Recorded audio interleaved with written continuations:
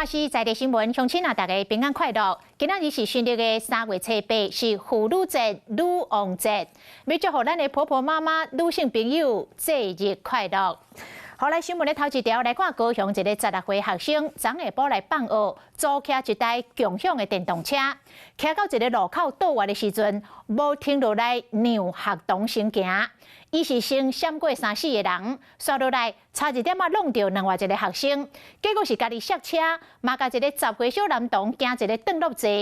这个惊险的状况，嘛甲边仔小学生惊甲唔敢过来过路。啊，这肇事学生甲10岁学童2个人拢受伤，加在无要紧。也毋过警方针对这个肇事学生无礼让的行为，是依法来罚款，上悬会当罚1200块。看到市顶骑电动车的骑士就冲出去，完全无阁有囡仔要过车路，先闪过3、4个人，刷落来意外就发生了。没礼让行人啊！砰一声，人和车拢倒伫涂骹，一个查甫囡仔嘛缀咧跋伫涂骹。这个画面甲过路人拢惊死，掠准发生什么意外，紧来看卖。准备要过车路的囡仔嘛真惊吓，倒退滚下步跳转去人行道。迄个桥头也唔对啦，爱先让人啦，嘛切开落切个。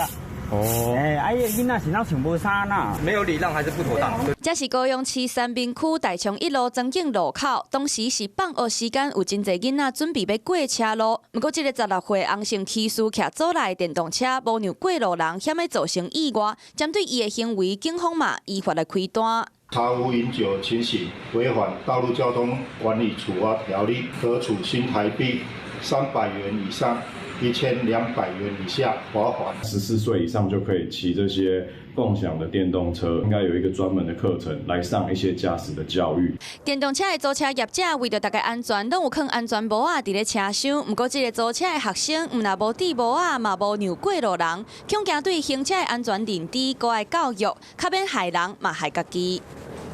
Hello， 我是林明瑞。想要抢先掌握最及时的新闻资讯吗？赶快订阅、按赞、开启小铃铛，锁定我们华视新闻的 YouTube 频道。